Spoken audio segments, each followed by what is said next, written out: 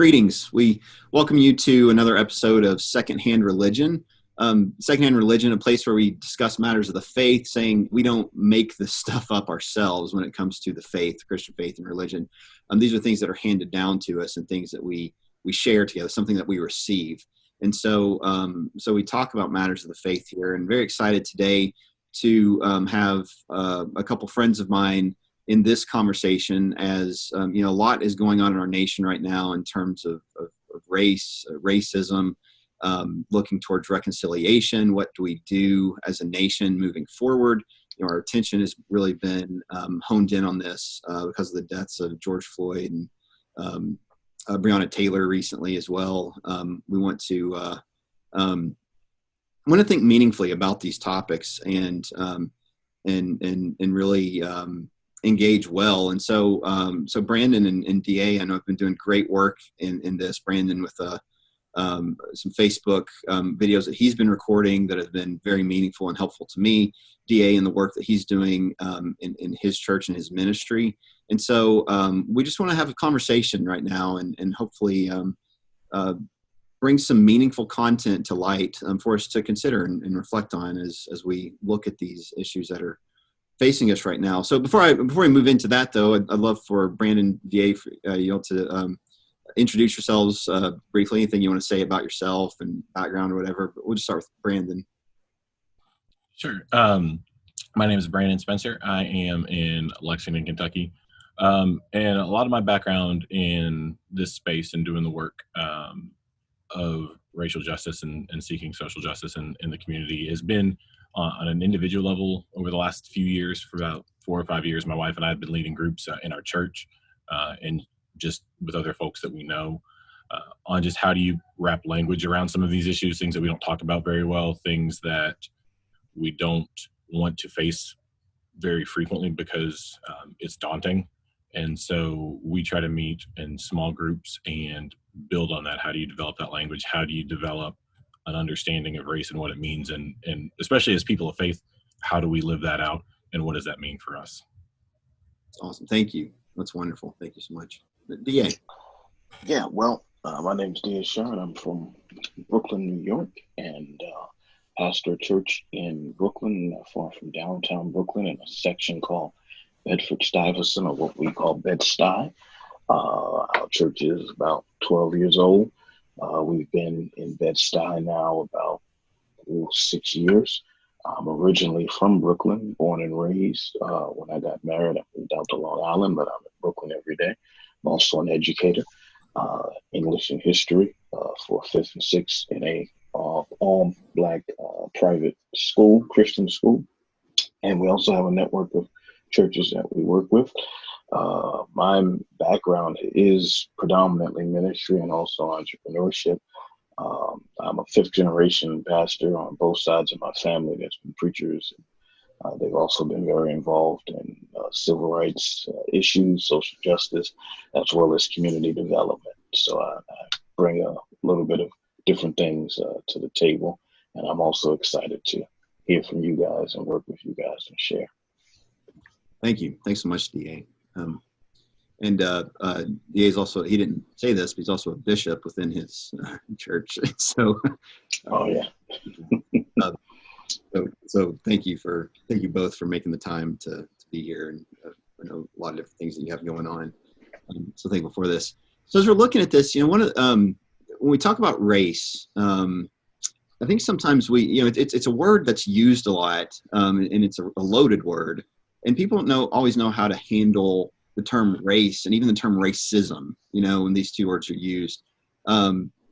We have general ideas and maybe ideas that have been formed by certain social factions for what that means and how that applies. But when we're trying to understand race, like how do we get a grip on these words? I guess how do we really define race and racism, and really how that plays out, I guess, as well. Go ahead, Brian. All right. Well, in a lot of our conversation, the way that we frame it is one, that the words that we use in the English language doesn't quite encapsulate everything that we want it to. And so when the word race or racism gets used, it can be several different things. And so we try to parse that out. So on the one hand, yes, the way most people think about it, it has to do with skin color. It has to do, sometimes with ethnicity, and that can get blurred as we talk about it. But also racism isn't just about not liking somebody because of their skin color. It's not just some kind of animosity that's been passed down somehow.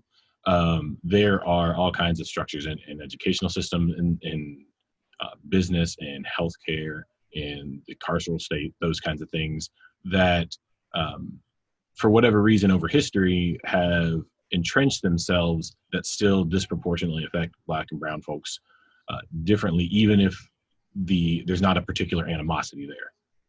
And that's where we talk about systemic racism and things that are just built and function in a certain way that affect folks of color, that the people doing it aren't necessarily doing it for any particular reason or particular hatred or dislike or anything like that, but certain things are built in certain ways in our everyday life that affect folks differently.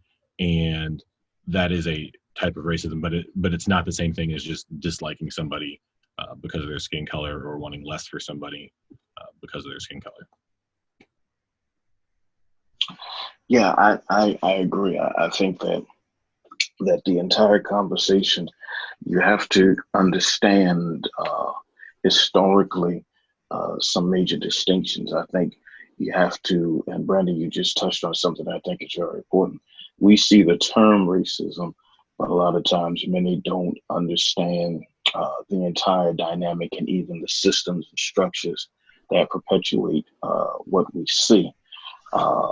Specifically, for example, last year was 2019 in the country of Ghana, in West Africa. You began to hear about what they call the Year of Return, which was the 400th anniversary of when the slave ships had left in what we now understand as the transatlantic slave trade. In 1619, the Castle of St. George was used for that. And you begin to see these ships established, and all of these slaves are transported into different places. So when you understand the entire concept or the terminology of racism, you're looking at, especially from a Black or African American standpoint, a 400-year narrative that sometimes gets eschewed or overlooked when we see particular situations or circumstances. But that's typically the context that many in our communities look at when it comes to those things. So you definitely hit the nail on the head with that, Brandon, because I think sometimes we hear terms, but doesn't necessarily mean that the term encompasses the mindset or the perspective behind what we hear. Mm-hmm.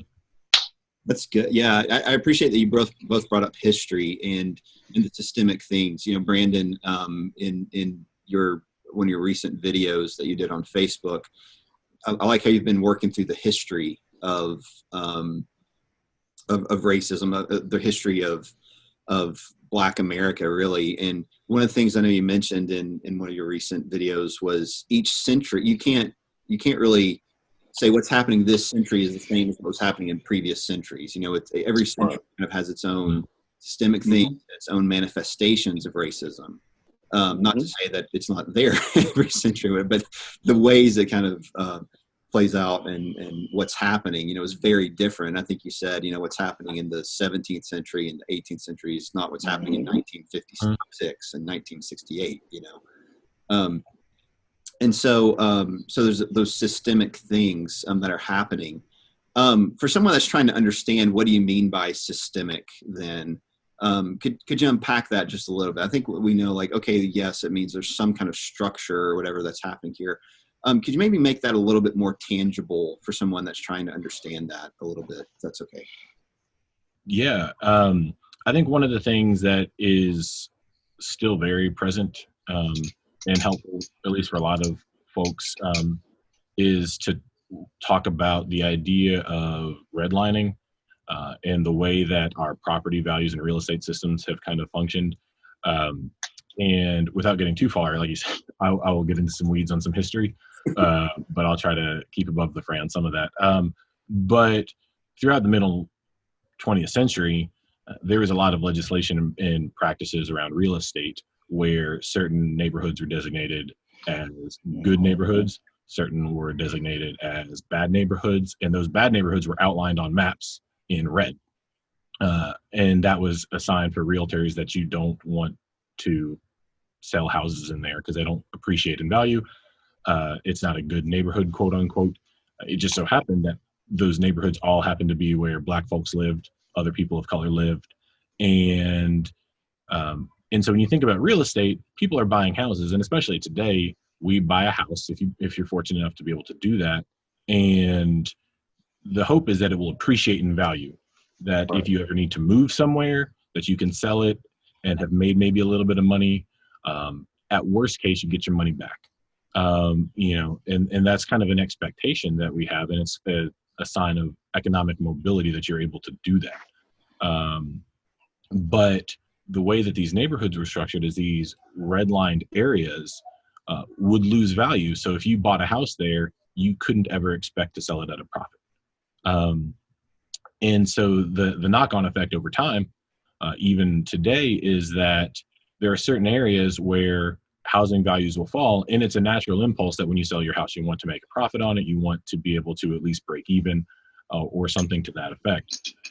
And those neighborhoods still can't do that. So a lot of folks are thinking, well, I just want to do what's best for my situation and sell my house, not realizing that the reason that their house appreciates value and other houses don't is because of red line maps that establish themselves. And you can even Google maps for your own cities, and you can see where in the 40s, 50s, 60s, those maps drew all the bad neighborhoods, and you can almost put that exactly on top of your city today and then see that's where the folks of color tend to be.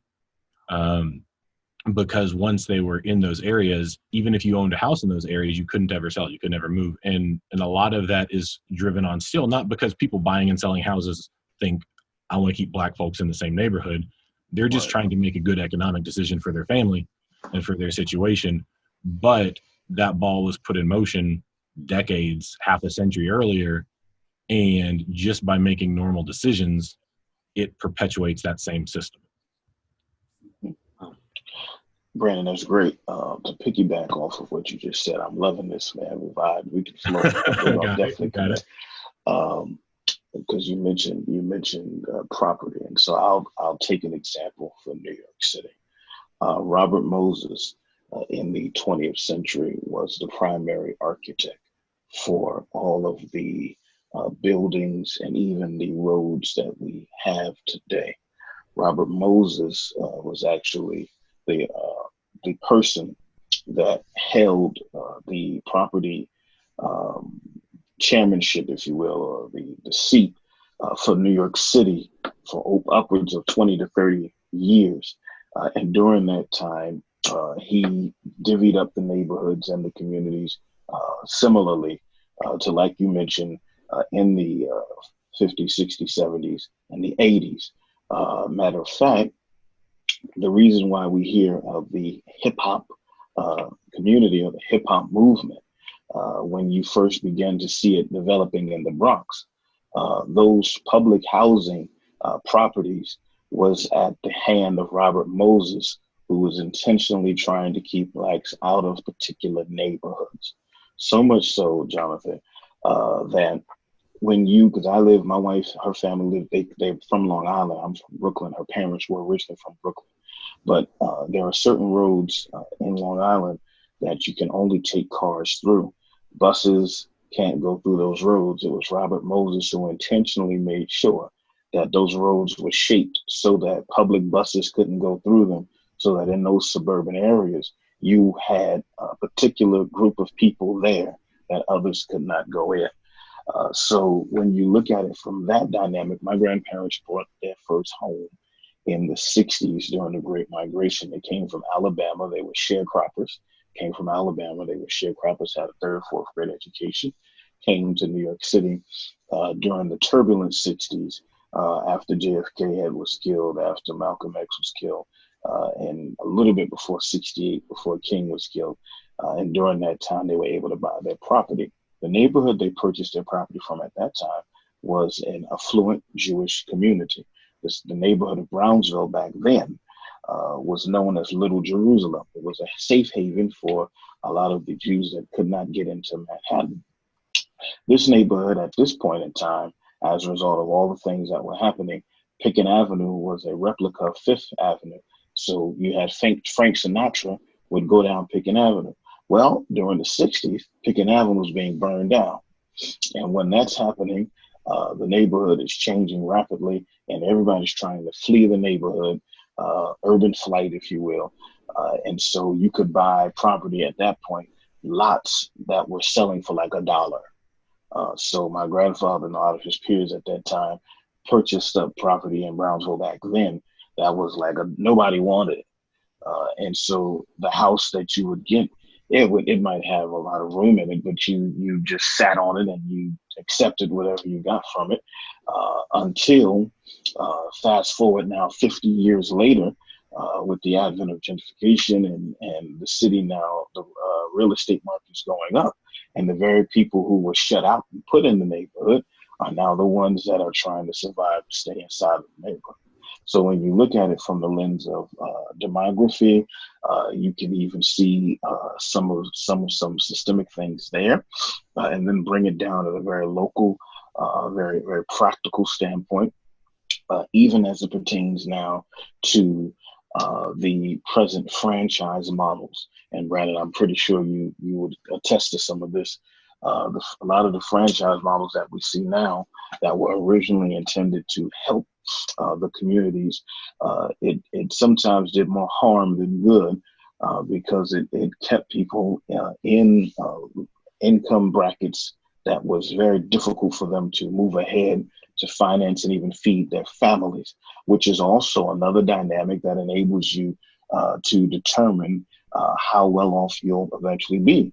Because if you only have access to very limited food options, if you only have access to very limited health options, if you only have access to very limited medical facilities and other ways, it diminishes the quality of the value of your life. And so I think sometimes these are practical things that we don't consider when it comes to communities of color and things that they have had to contend with. Like, I'll give you one more example. I'm not trying to take all the time, but I'll give one more example. Oh, roll. Just as a pastor in Brooklyn, until the pandemic hit, I had never heard of the term essential and non-essential. Now, because of how the state has divided everything, our state was hit the worst, really, in the coronavirus. Tons and tons of deaths. 2 in our congregation locally have been infected. 70 pastors in our city died as a result of COVID-19. Majority of all of them were of color community. And here's something that I want to just throw out there. The essential and non-essential. Non-essential, you're able to work from home. Essential, you have to go out. Well, the challenge is that majority of the non-essential jobs were persons of different ethnic groups, different brackets. The majority of the essential jobs was Black and Hispanic communities. And so you have a lot more people getting exposed, a lot more people contracting because of the different dynamics that were at play. So I think from a practical standpoint, these are just sometimes things that many don't consider until they're actually sitting in that moment. Yeah. Wow. Thank you all. Sorry for taking so long. No. It's all good. That's very enlightening. Very enlightening. So thank you all. One of the things that stands out to me when you're talking about this is that there really is an underprivileged status for people of color, that we see systemically. There's that privilege isn't there. And so we talk about things like white privilege, and some people, that gets a knee-jerk reaction, especially from white folks. I don't know many people of color that get a knee-jerk reaction about the term white privilege, but white folks do, kind of a knee-jerk reaction, and you get statements like, well, that's just a further way of segregating, by talking about white privilege and kind of putting it as opposed to others and things like that. But I mean, you're recognizing things that show like, well, there really is a privilege, even just in terms of housing and living. So as we think about, that term white privilege, and I'm trying to understand all this myself and think like, is that the best term? Or, I mean, what do we do with that term? How do we understand that term? You've shown some good examples of it. I tried, a friend of mine I was talking to one time, and I said, I just asked him, I was like, can you help me understand what we mean by white privilege? And it's a black friend of mine. And he said, go to CVS and get me a flesh colored Band-Aid. And I thought, oh, like he said, yeah, it's your flesh. It's not my flesh. When we talk about flesh, or those microphones, those little microphones that come like this, he said, they're called flesh colored. When you look them up, because they're meant to blend into the flesh. He said, you put one on, it disappears. I put it on and you can see it so easily. He said, that's what we mean by white privilege. He said, it's not that you're, like Brandon was saying earlier, it's not that you're like actively trying to harm me, by doing this. And it's just a lot of times you just don't realize, like, it's kind of a place where you are where you don't might not see some of these things as he was explaining it to me. But I'd love to hear your all's thoughts on that. I need to stop talking on this. What can you all kind of speak to that some as well? Yeah, I think a lot of it is we frame in our conversations as there are just a whole raft of concerns that aren't as important, or maybe just not important at all, for white folks, because they don't impact the same way as they will for black folks and people of color. And that's the privilege. I think frequently people, well, I worked hard and, my parents were poor and I, earned everything I have. And that is very well true. I mean, it's not saying that white people are either all rich or that they're all lazy and black people are the only people that work. Right. It is that there are just a number of things that white people will not have to contend with to the same degree. And, I think about, especially in social media, one of the frequent posts I see are folks that are, complaining, well, I'm tired of dealing with politics. Everything's too political. I'm just going to check out and I'm just going to not talk about politics. Well, I mean, I understand that. And believe me, it's exhausting. It's not something that people do because it's fun necessarily. But if you are a person of color, you don't have the luxury of being able to check out of politics, because there are things happening there that are probably going to impact you. If you live along the border, if you are Hispanic and you have, whether you're born here or not, there are concerns in the political world that you cannot tune out of, right? You cannot choose to just, well, I'm tired of dealing with this, so I'm just going to mute everyone that talks about politics. I mean, that's fine, but that's not a luxury that a lot of folks have. And so no matter what happens in the political arena, it's going to affect the people that are mostly along the fringes, and the people that are mostly along the fringes tend to be black and brown folks. Right. And so that's one of those things that even when, I'm at the end of my rope with the situation in the country, and when I am just wanting to unplug and get away, I can do that here and there. And, self-care is important and you got to take care of yourself. But also I know that I got to come back to the fight. I got to come back and continue to do work, because at the end of the day, these things are still going to be there when I get back. They won't resolve themselves if I just look the other way for a minute. And so when we talk about white privilege, those are the kinds of things that we're talking about, things that you can opt into or opt out of as you want to, things that black folks and other folks of color are just co-opted into because of the way that they look, or because of their name, or because of any host of other factors, that we don't have the option to take a pass on. We don't have the option to step aside and just watch as a passive observer, because it's going to affect us. It's going to affect those that we love if we don't do anything. Yeah, very well said.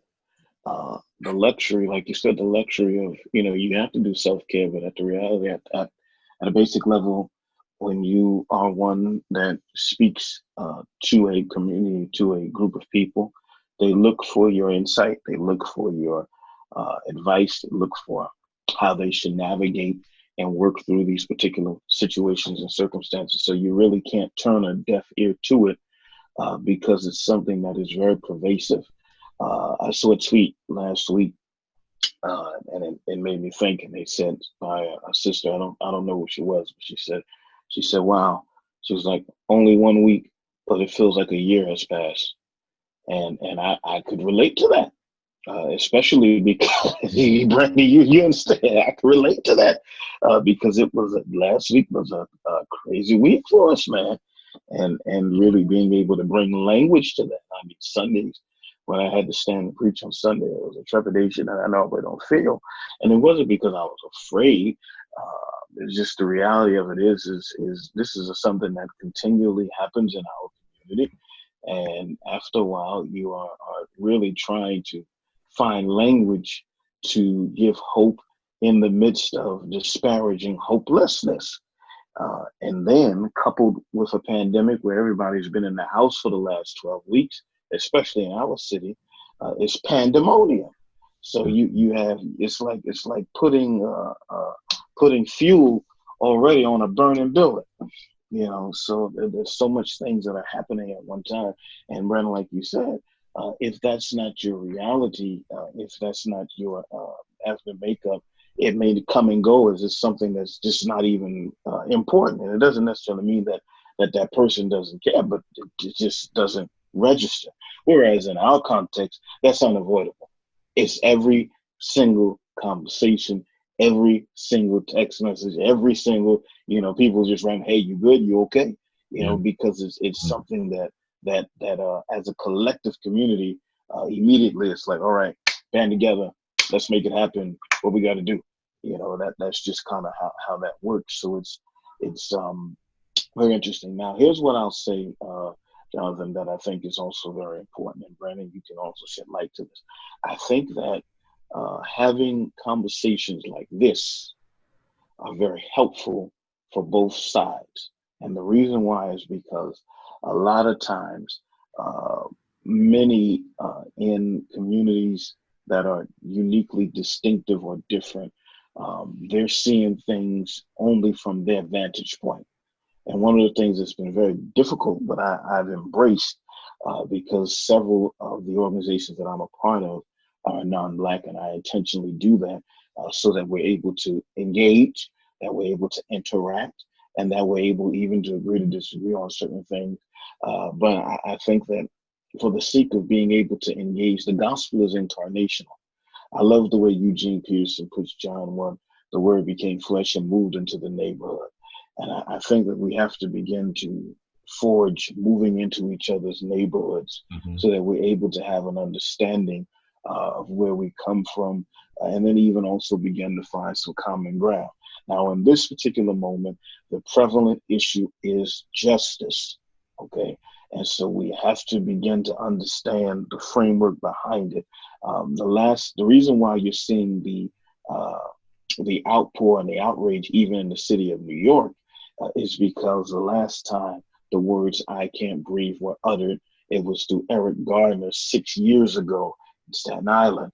And so now we're hearing the same words echoed again. And we've had it because 6 years ago, the officers from Eric Gardner were not charged. All right. And so there was an entirely different framework as it pertains to that. I wrote an article last week dealing with some of this, and it's called "Enough is Enough." It's on we use the site Medium. And a few years ago, I had met the family of Sean Bell. And Brandon, I don't know if you remember the Sean Bell case. Not Sean Bell. but yeah. Yeah, Sean Bell was killed. He was killed. He was shot like 50 times. The night of his wedding, he was supposed to get married that morning. He went out for a bachelor party, and the cops stopped him. He had a cell phone in his pocket. They said they thought he had a gun. They shot him over 50 times. He was 23 years old. And his mother and father were members of a friend of mine. As a matter of fact, he just passed away this past November, Bishop Lester Williams. They were members of his church. And so him and I were very close because he shared with me intimate details that I'm allowed to share because he made it public. But he shared with me the drama of what happened during that time. When you're a pastor in the African American or Black community, you're a pastor, you're a lawyer, you're your father, you got tons of different roles at one time. Yeah. That's just how it goes. And I told you, my grandfather's grandfather was a preacher, was a pastor. So on both ends of my family, that's what I grew up in. My parents were PKs that ended up getting together, and that's how I got here. So I'm totally immersed in that. Now, he goes, Brandon, check this out, Powers. He goes to the precinct. Now, he got shot 50 times, so you know he's dead. Okay. They go to the precinct. He goes to take the mother to see her son, and they go downstairs into the basement. They have the young man on the slab with his face down, okay? And then they have the handcuffs still on him. So she goes down, the fiance goes down, and they're screaming and crying, and Bishop Williams yells at them and says, well, why are the handcuffs still on him? Where's he gonna go? Yeah. Yeah, he has his handcuffs with the bullet holes all through his body. I'm not trying to sound so bad. I'm just telling you the reality of this thing, okay? And so there was no conceptualization or an understanding that after this atrocity had happened, that at least he should be uncuffed so that his family could view him in that moment. But now they have this image of their child with all of his clothes stripped off, handcuffs with bullet holes in the front and the back. And these are the kind of things, that sometimes other groups don't understand that happen. And then they don't understand why they see the reaction or the response as it pertains to some of these things. And so it was a very traumatic situation, very traumatic. And of course, those officers at that time period had gotten off of everything. I don't even think they did death due. Okay. This is the closest as it relates to George Floyd in recent memory. Now, Brandon, I could be wrong, where we see a swift of return of even some sort of indictment moving toward that. Normally, you get to the trial, and then yeah. After that, and then sometimes they're writing a book why I did it or some kind of nonsense. No, I'm serious though. No, I'm serious. I think you're right. One of the things like in these kinds of conversations, and in Kentucky, the percentage of Black folks here a lot smaller than New York City, and so like. One of the things that we come across, like when we talk about stories like, Sean Bell or George Floyd, Breonna Taylor, those kinds of things, these interactions with police, even the ones, because there are countless ones that are non-fatal that still cause trauma, still cause harm. And you describe these interactions with police in the sense that, a lot of folks respond with is, well, that can't be right. Like it sounds so bad to them that immediately folks reach for other explanations. Well, they must have done something, or there must be some reason for it. And because the way that they experience police is different than the way that other communities experience police. And, kind of circling back to white privilege a little bit, but this understanding that, other communities have experiences, and we say that, this is not the first time, like you said. I mean, Eric Garner wasn't the first person. No, there are going to be examples going back as far as you want to go of similar incidents of brutality. But the difference was people didn't believe us until we had camera footage. And even then they're like, well, if you look at it closely, maybe he's resisting, and but at the end of the day, you still have a guy who's being killed for some loose cigarettes or for rumored to have a counterfeit bill. And is that what we want? But for lots of folks, that's the experience. These what should have been an ordinary encounter escalate wildly out of control. And and a lot of white folks that we talk to have a hard time grasping that can be true, because it upends a lot of what they understand of both the function of police and what their interactions with police have been in their life. Right. Right. And see, here's the thing.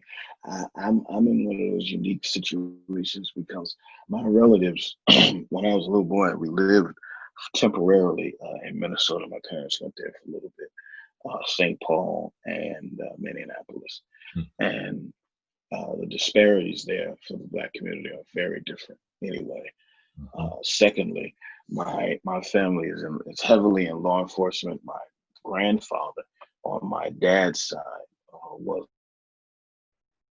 one of the first Black lieutenants in the FDNY. And so first Black lieutenants in the fire department in the 60s. And he told me a story about how, and that's why when I was burning last week, I was like, oh man, this is crazy. During the year that King died, between 68 and 69, he put out 2,000 fires because people had been so outraged. My dad is also in law enforcement. I have others that are in the police department. And I will say this, I think when it comes to law enforcement, sometimes what people don't seem to understand is that that's them too. And even though there are amazing cops, my grandfather used to say all the time, he used to say to me all the time, he said, I love the fire department. He said, it helped me too. He said, but there's some of the biggest rule breakers in New York. And he used to say that. He would just say it out loud.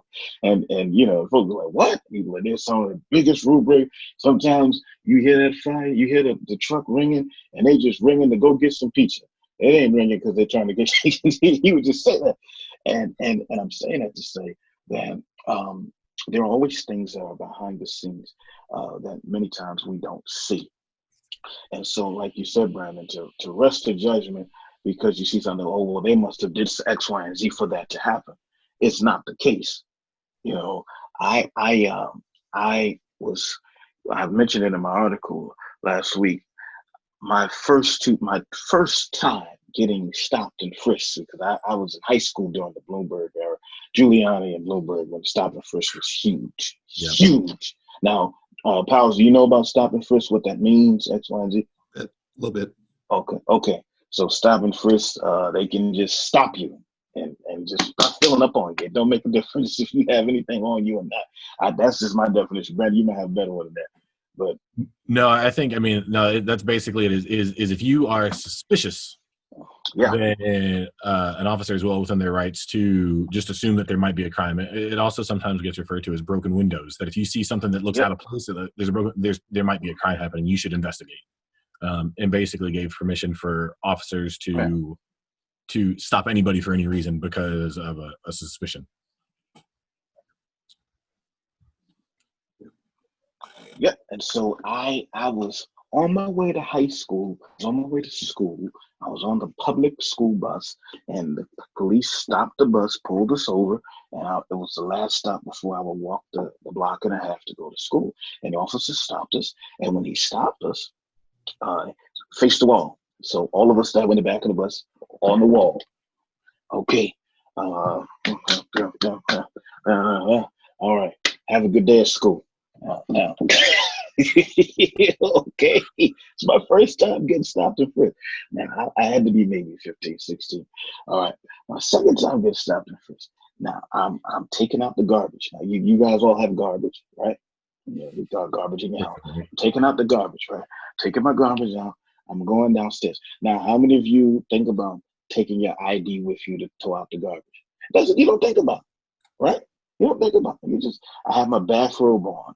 I was taking out my garbage. And I see a friend, one of my friends, who's also a pastor who does construction work. He had his construction gear on. He was helping to fix up a house across the street because they were getting ready to sell it. So, you fix it up to make it look good so you can get the, So he's doing all that.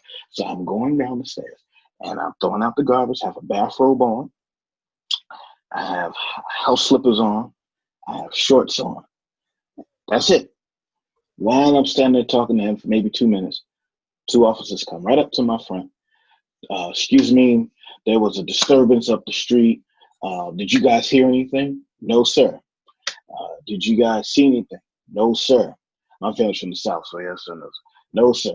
Did you guys happen to notice that there was this disruption? No, sir. Do you happen to know who might have been involved? No, sir. Would you mind just lifting your hands for me for a second? I said, may I have permission to go back upstairs to get my ID?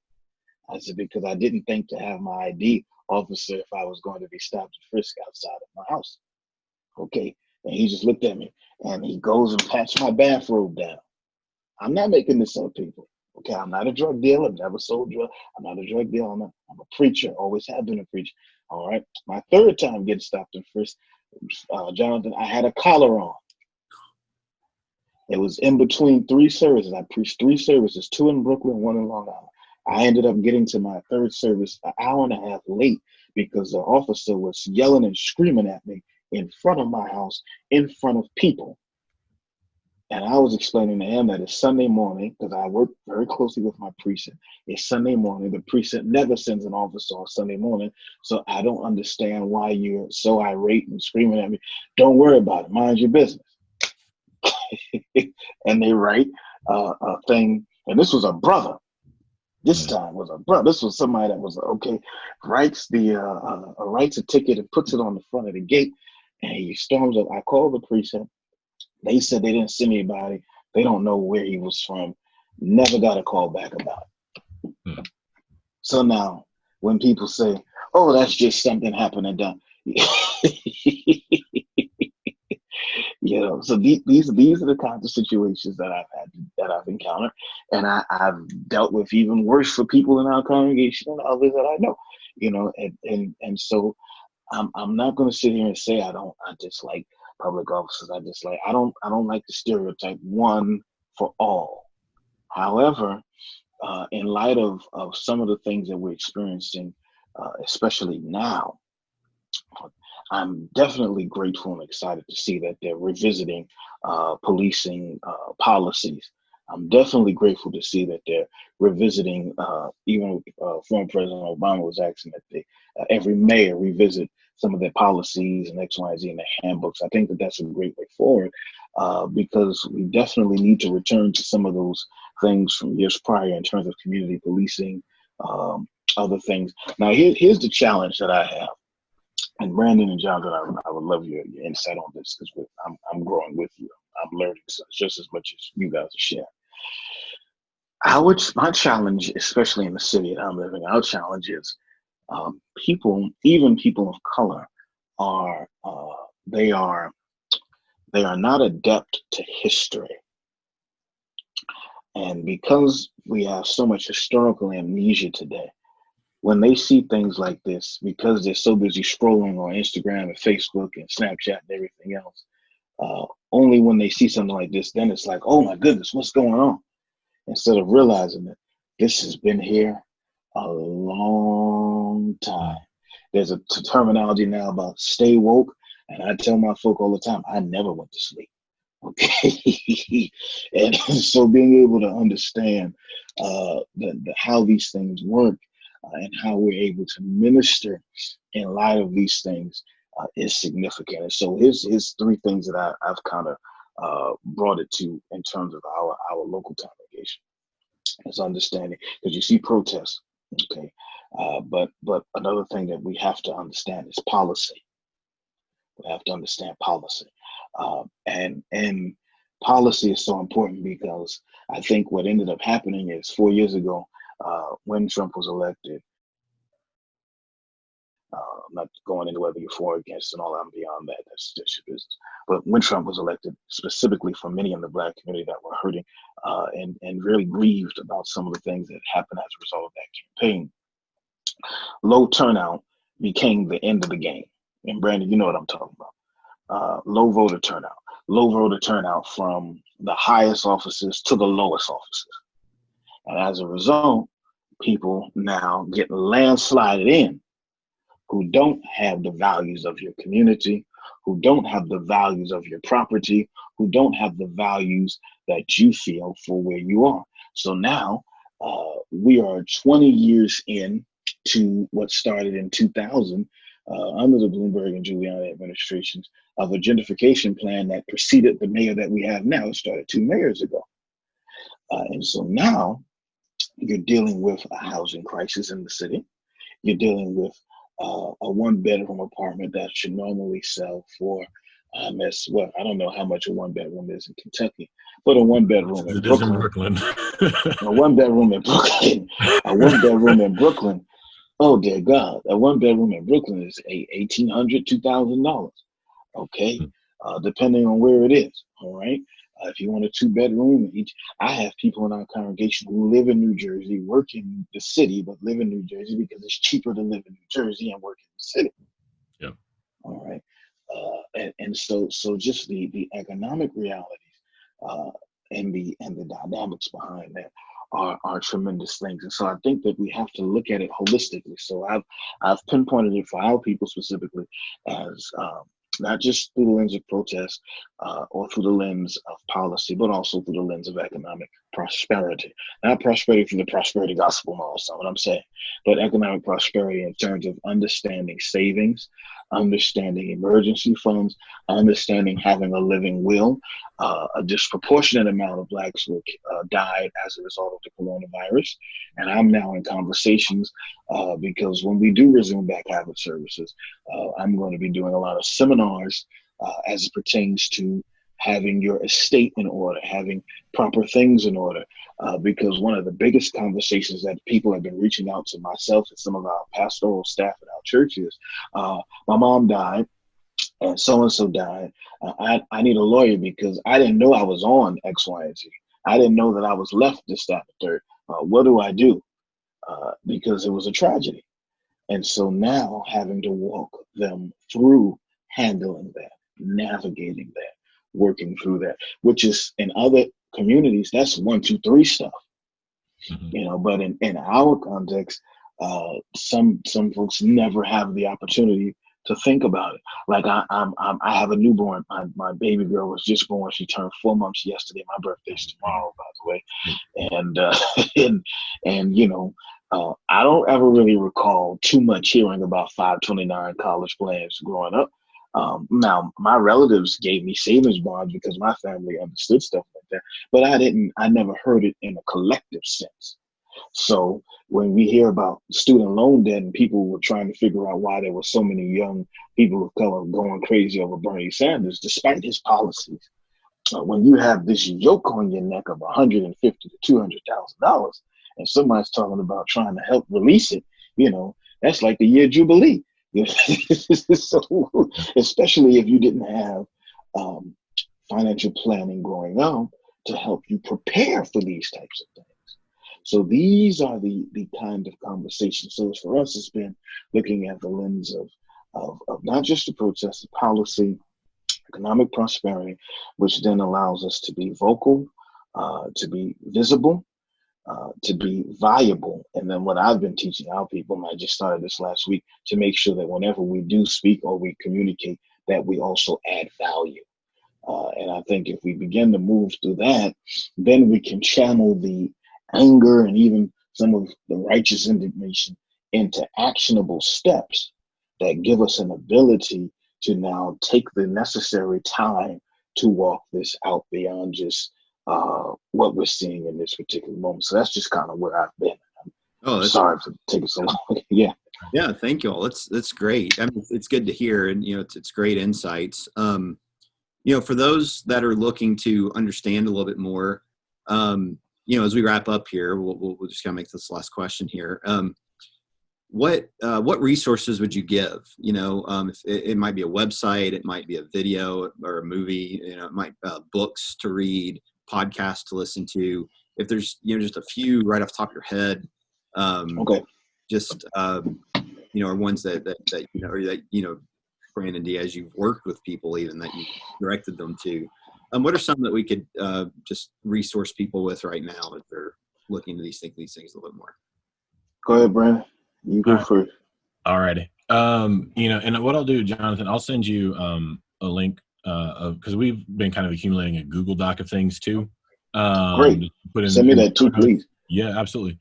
resources that we try to send out for our conversations. And because, and so for me personally, like I have a background in history, and that's where I tend to drift when, things that happen. I want to know, like, how did we get here? So I want to kind of to drive back earlier. So I tend to read a lot of that. One book that I found is one of the best books I've read probably the last few years, The Warmth of Other Suns by Isabel Wilkerson. It's big and it's long. It takes a long time to get through, but it covers the Great Migration and how Black folks came from the South to the North and to the West, and underscores the challenges and the difficulties and all that kind of stuff. Is wonderful, and just gives a lot of great clarity and context to things. For people of faith, one of the things that we try to recommend, I think that have been good, I'll name 3. One is I'm Still Here by Austin Channing Brown. She is a speaker, and she's in Detroit, I want to say. And she is a Black woman who grew up in white churches primarily, and talking about like what her experience was in there, and kinds of the ways that she had to kind of put herself together to understand faith in that context.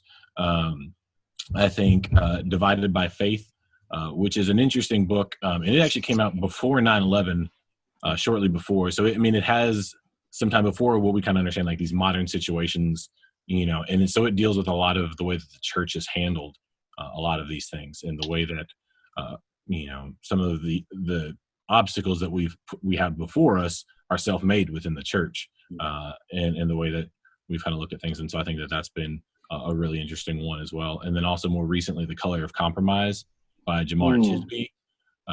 He is a speaker. He runs a website called The Witness, and he goes through a lot of those same kind of historical things, but all within the context of the church, and how Black Christians and for white Christians that are trying to join in the work can help understand our situations, and how to make sense of that.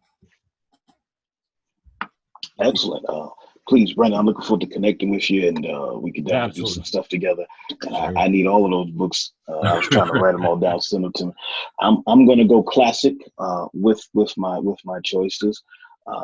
First, I would recommend, if they want to get a picture,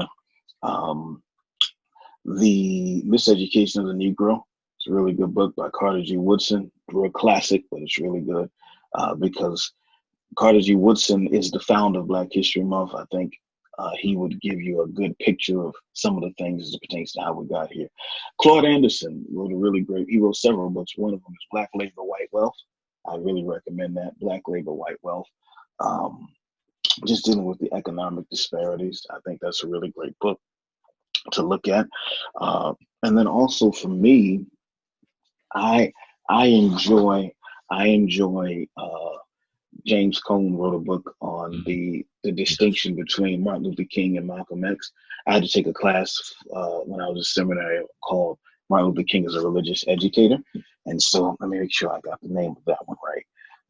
It's a really great book. I think it's really good because it deals with, it juxtaposes King's dream with also some of the things that transpired if the dream was really a dream or if it became a nightmare. So I think that was also a really good read. And the name of that book is Martin and Malcolm in America, A Dream or a Nightmare. I think that's also a really good read. So I don't have any podcasts on this stuff. Maybe Brandon, I don't know if you know some of whatnot, but those are good starts. Yeah, a lot of our history is oral, so yeah. Yeah, no. James Cone's great. I'll co-sign that. I haven't read that particular one, but The Cross and the Lynching Tree. Classic. Yeah, classic. Classic. Wonderful book. Especially classic. In terms of like viewing the faith in terms of the Black struggle is wonderful. Podcasts. The ones that I've enjoyed recently, I think have been good. Justice in America is a podcast by Josie Duffy Rice and The Appeal.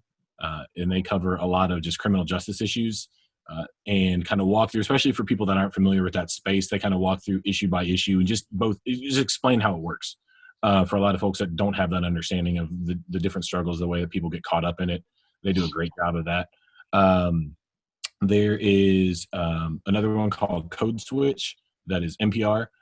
And it's not just Black communities, but just all kinds of different ethnic and racial groups within the country. And they talk about how different things came to be. And it's just fascinating because it gives you both a look into struggles, but also into unique things and things that are worth celebrating in different cultures that you wouldn't necessarily see if you don't get to go to those places.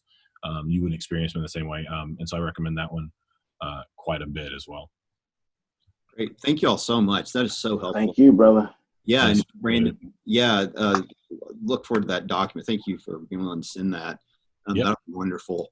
For me, and by no means expert in any sense at all, but two things I have found helpful in a more artistic way is a couple of things you've named.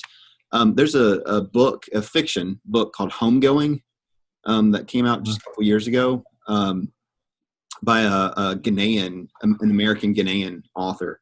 But she traces it's two half sisters, and she traces their stories. One that gets sold in the slave trade to America, and you see her story and her family story, her generations, and the other one that kind of stays in Africa, and all this. And it's really a fascinating book, just a good book of fiction, but it walks you through different historical eras, and was very eye-opening to me. As I was saying, Brandon has done a great job of walking through a lot of that history in different centuries, the ways that things have manifest. And so I thought it was, to kind of take a more artistic approach, I guess. The other one for me is Ken Burns' jazz documentary, which is kind of a weird way to go with it, but he gets a lot into the movement, Black America and what's happening along with jazz. And so for those that might, I love the nonfiction stuff and all this, but if you're into more of the artistic type of things, Wynton Marsalis has a lot of good things out there too. Some good albums if you want to hear music that's kind of speaking to some of this as well. So I don't think you should undersell that piece of it, because a lot of the Black struggle is tied up in music and a lot of cultural things. I mean, so from jazz, and you get later, and you get like your Nina Simone's and and those folks. I mean, like it is very much an important part. It shouldn't be discounted that those expressions of art, visual, music, dancing, otherwise, are still vital parts of understanding Black culture and the Black struggle. No, I think it's great. Cool. Well, thank you. Hey, thank you both so much for doing this. Thank you. Joy. Yeah, absolutely. Thank you all so much. And again, hope this has been challenging. Really, I hope there's been some good challenge and insights here from what Brandon and D.A have shared. Thank you for watching, and we look forward to being with you again in another episode. Thank you both.